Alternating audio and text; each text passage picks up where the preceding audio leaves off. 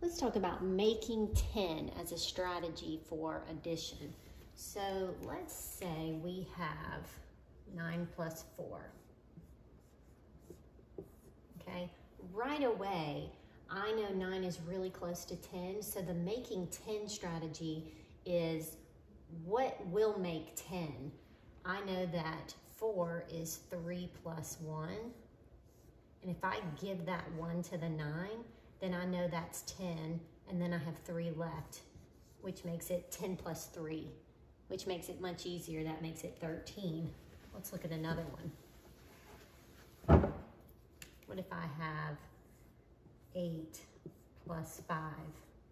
Well, I know that 8 plus 2 is 10, so if I just take 5 and say 5 is 3 plus 2, and I give that 2 to the 8 to make it 10, then I have 3 left, and 10 plus 3 is 13.